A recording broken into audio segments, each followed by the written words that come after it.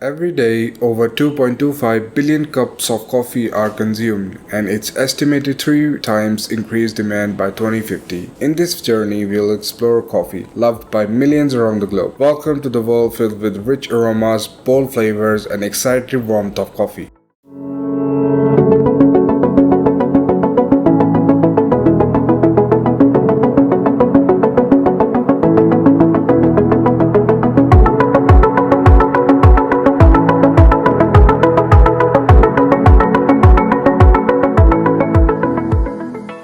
History of coffee. Ethiopia is widely considered to be the epicenter of where coffee came from. If you ever googled coffee history, you will have come across the famous story of how coffee was found in Ethiopia by Kaldi, an Ethiopian goat herder, around 800 AD. He wandered over to his goats to see them acting very strangely. They were energized and excited after eating some of the berries from a tree. After trying the berries himself and also feeling excitable and alert, Kaldi took their berries to the monk. The monk exclaimed that it was the work of the devil and threw the berries into the fire. In doing so, a beautiful heavenly aroma was released and the berries were quickly wrecked as the fire and they crushed into the embers. Realizing their mistake, the berries were then placed into a jug and covered with hot water for preservation. The monk then went on to drink it only to realize it helped them stay awake during nightly devotions and prayers.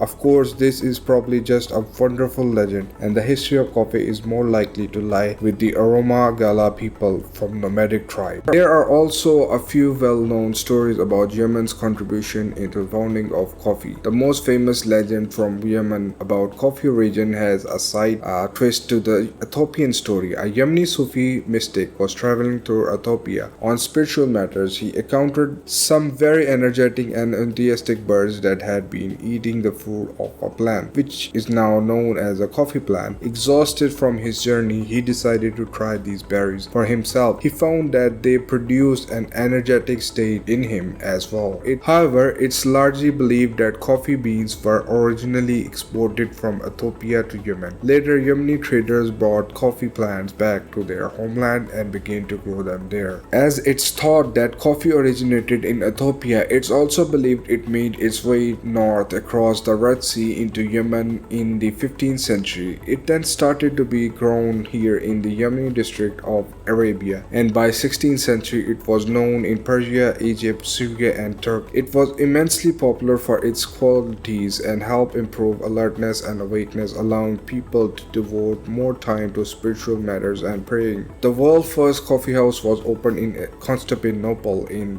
1455, now known as Istanbul. Coffee was drank at home as part of the daily routine, as well as shown hospitality to guests. Outside of the home, people visited coffee house to not only drink coffee but to engage in conversation, listen to music, watch performance, play chess, gossip and watch up on the news. Without the modern technology we have today, coffee houses quickly became the epicenter for exchanging and gaining information. They were also referred to as House of the Wise, and thousands of pilgrims visiting Mecca each year for all over the world. Knowledge of this wine of Arabia, which it quickly became referred to, began to be spread. Then the course of coffee history began to change.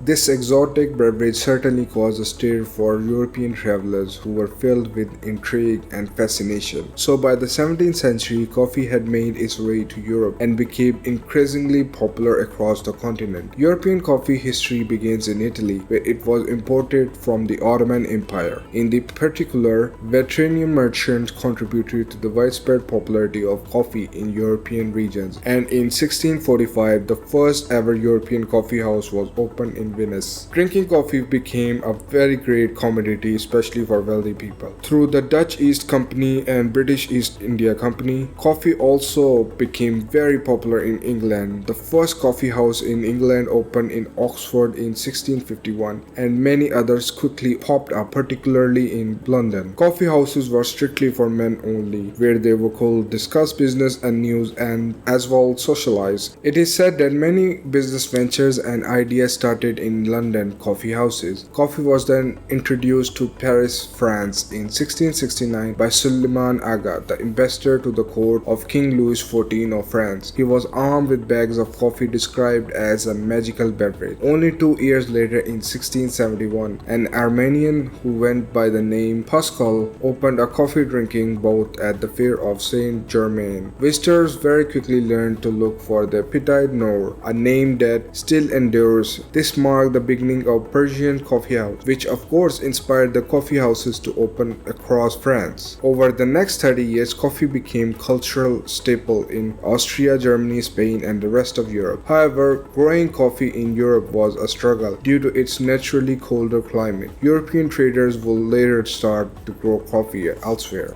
The founder of colony of Virginia, Captain John Smith, introduced coffee to other settlers of the Jamestown in 1607. However, it wasn't well received at first. The tea was much more preferred. In 1670, Dorothy Jones became the first person to receive a license to sell coffee in Boston. By the mid-1700s, many taverns were also dubbed as coffee houses, but tea was still the drink of the choice. It was only when a rebellion against Great Britain caused all the tea to be thrown into the sea, it was considered unpatriotic to drink it any longer. Coffee then became increasingly popular. The New World hot tropical weathers was seen as a new ideal for the cultivation of coffee, and coffee plantation quickly spread throughout Central America, and their first coffee harvest occurring in 1726. Latin American countries also have ideal coffee growing conditions, such as a good balance of sunshine and rain, high and humid temperatures, and rich soil. By the mid-18th century, Latin American countries evolved into being some of the top coffee producers, able to clear big tropical forests ready for plantations, and today Brazil is the world's biggest producer.